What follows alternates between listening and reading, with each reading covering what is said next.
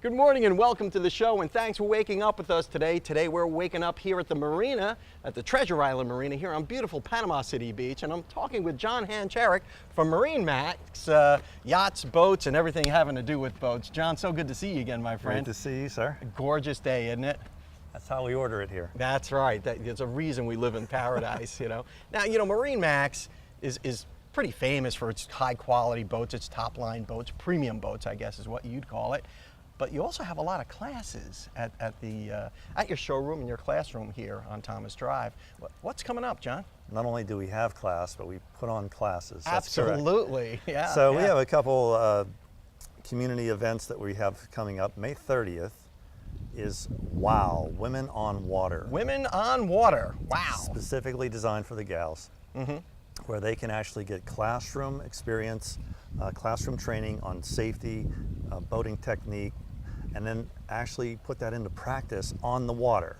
Wow. So there's a little practical part of that whole class too, because we actually take the girls out on the water, let them maneuver, do close quarter maneuvering, docking, safety drills, making sure that the women are comfortable on the water so they can run the boat as well. So it's not always the captain of the ship that you know, is in charge. They know what's going on as well. So the captain of the ship no longer has to be a guy, it could be anybody. But Precisely. And that's good, because you know, I think women may be a little intimidated sometimes by all the guys gadgets. Too. Guys too. But everyone needs training and development of their boating skills.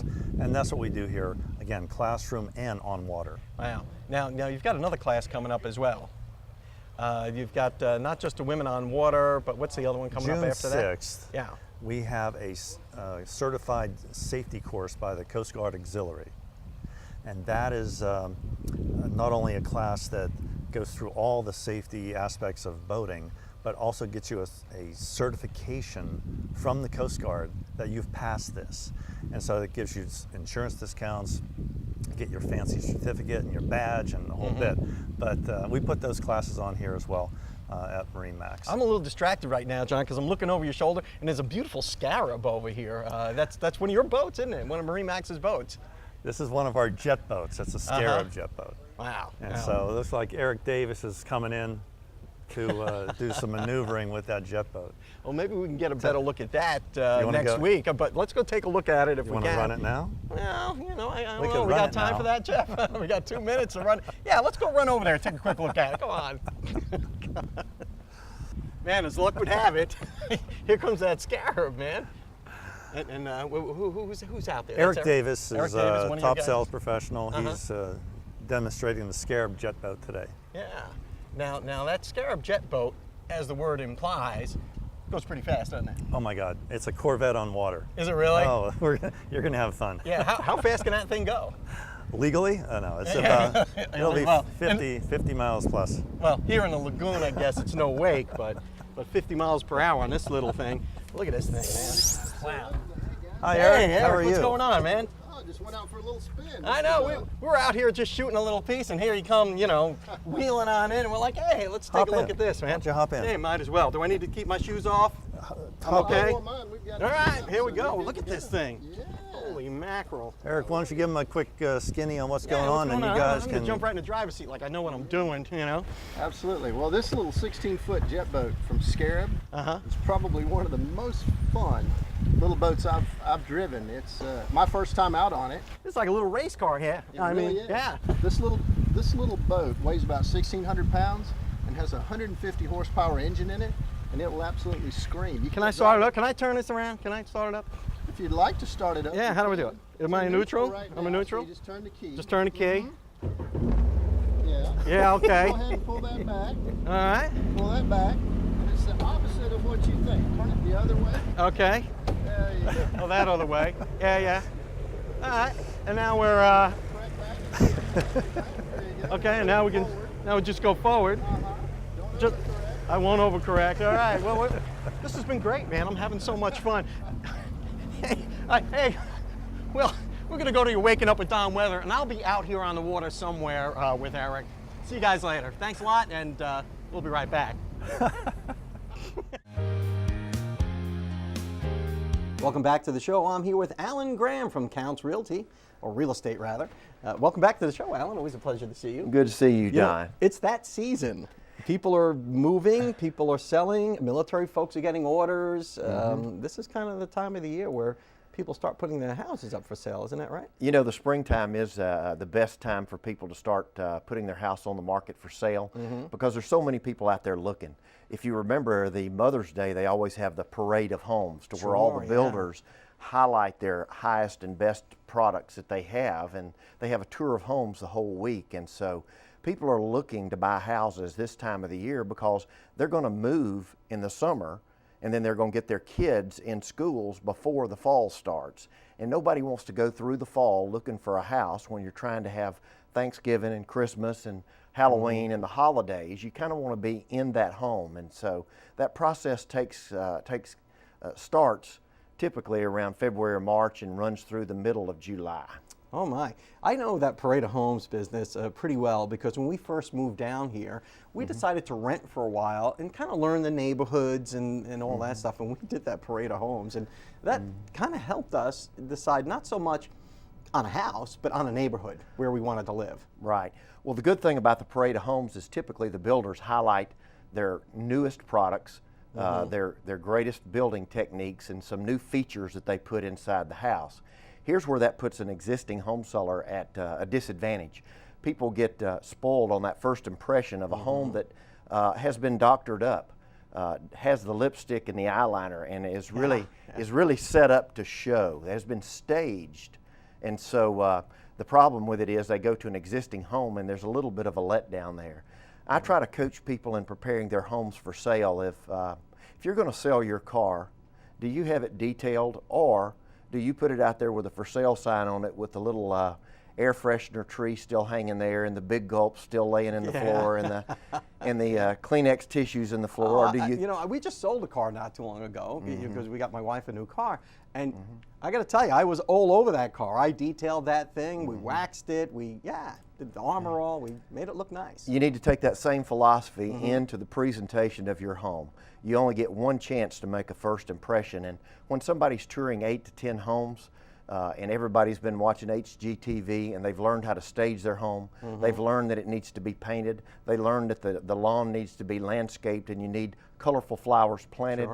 You're competing with those people, and that first impression, even though your home's in a great neighborhood, I have a situation like that now to where the gentleman packed everything up, moved all of his stuff into the living room in boxes. They're very neat boxes, but that first impression of seeing a crowded living room with boxes in it leaves a bad taste in some people's mind. And so my suggestion is you need to prepare to sell your home just like you would prepare to sell your car. And depersonalize it. I know when we sold our home, we got a storage locker, and a lot of the excess stuff that we had, maybe boxes in the garage even, we moved that out of the house just so people could see the size of the garage or the size of the house.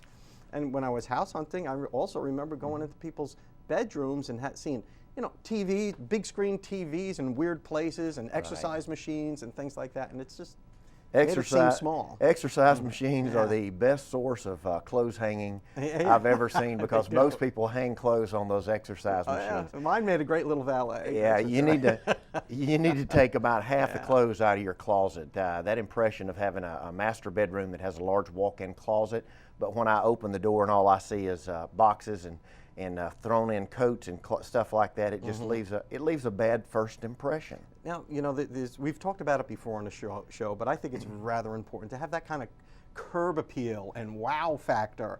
When you drive up to a house, isn't it true that people kind of make up their mind at the curb before they even go in?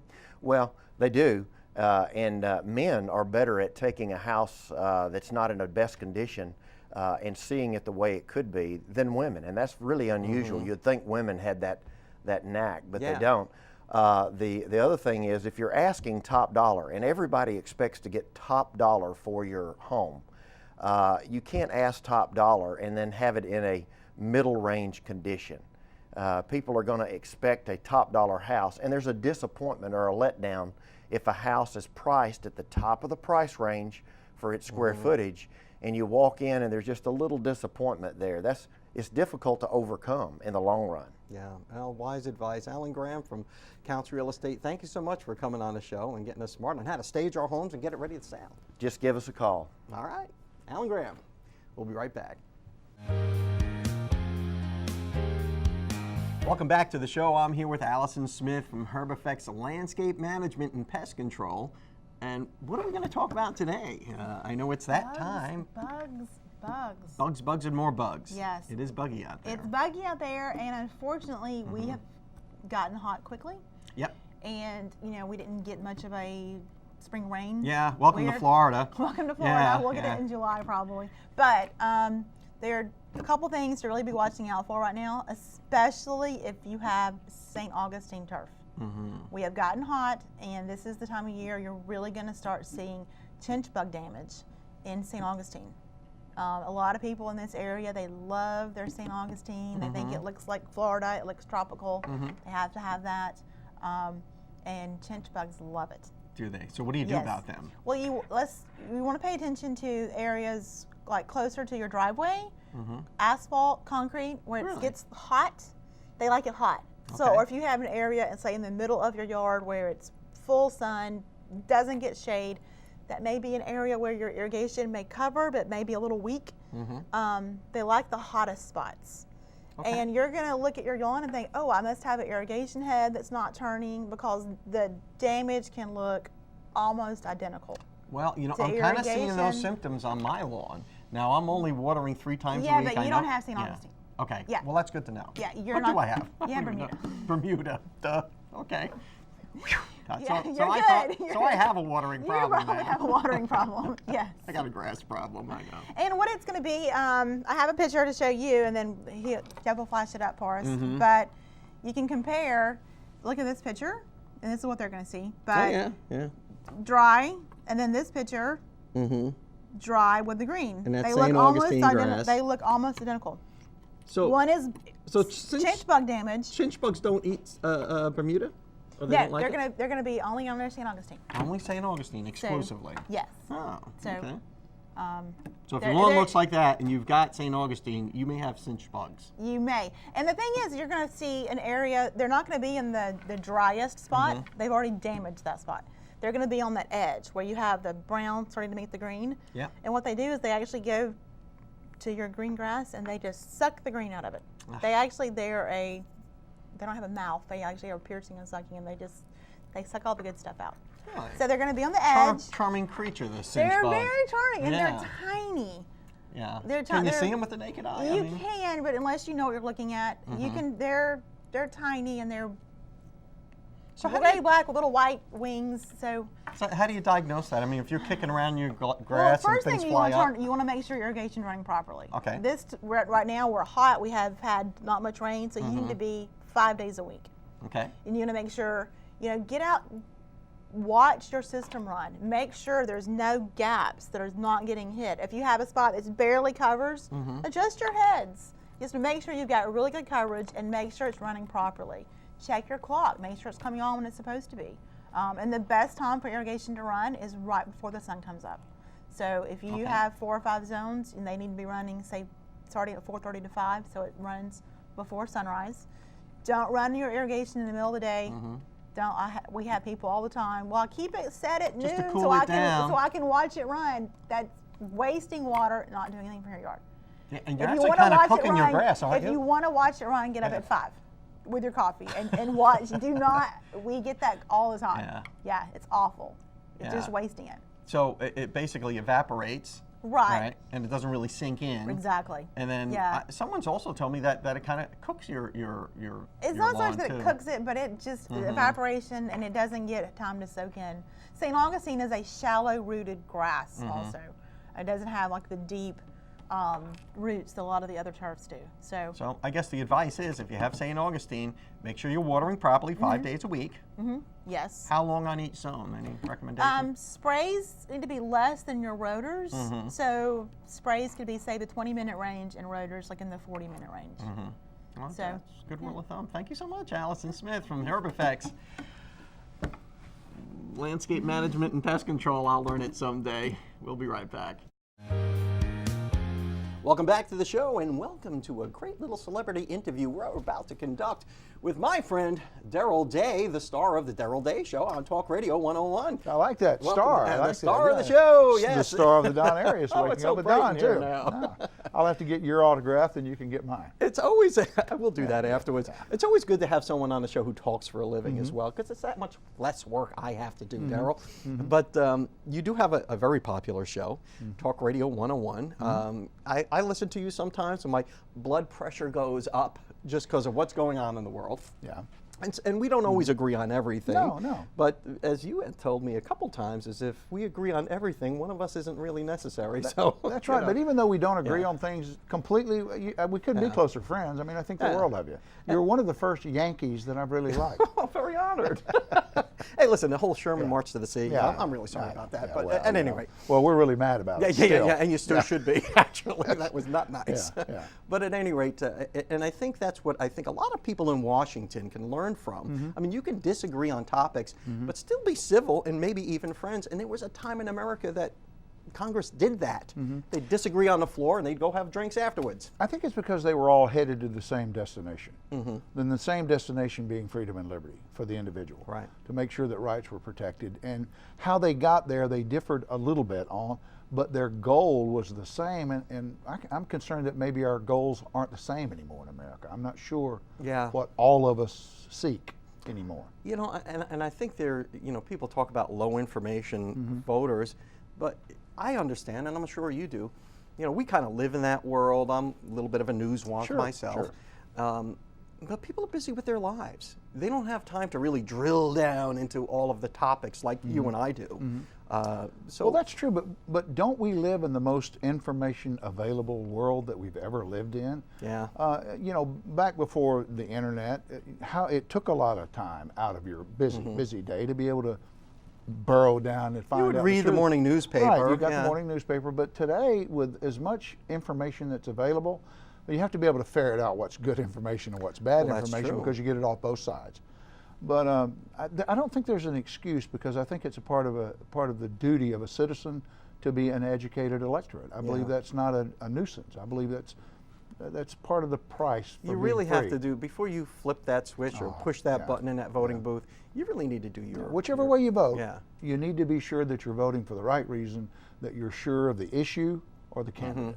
And then if that's the way you feel, that's the glorious thing about this country, is you can vote the way you feel. But just be sure you know what you're doing.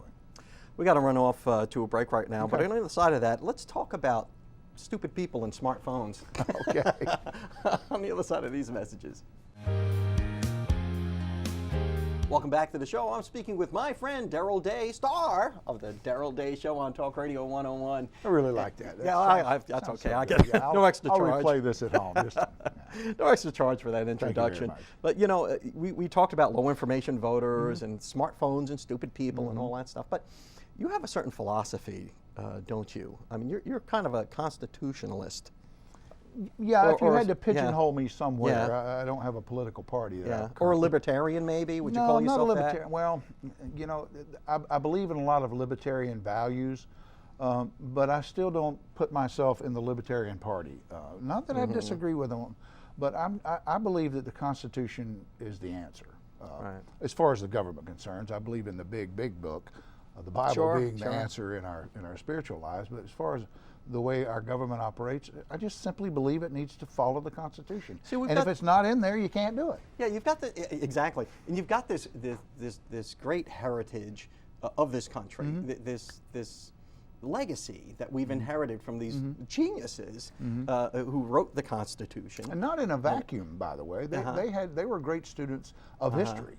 They had seen what had worked in other countries, and plus, you know, they had a history of really early American history with Jamestown and Plymouth and They saw what worked and what didn't work. Exactly. They were both set up kind of in a communal, almost communistic or social atmosphere where everybody threw in together and everything was redistributed. Well, they nearly starved to death at Jamestown over that. And in Plymouth, they picked it up and tried it again with Christians, because they figured, well, certainly if anybody can do the whole let's redistribute everything, Christians can. And same thing happened. And only until Governor William Bradford said, look, stop this. Whatever land you're tilling for the community is now yours. You own it.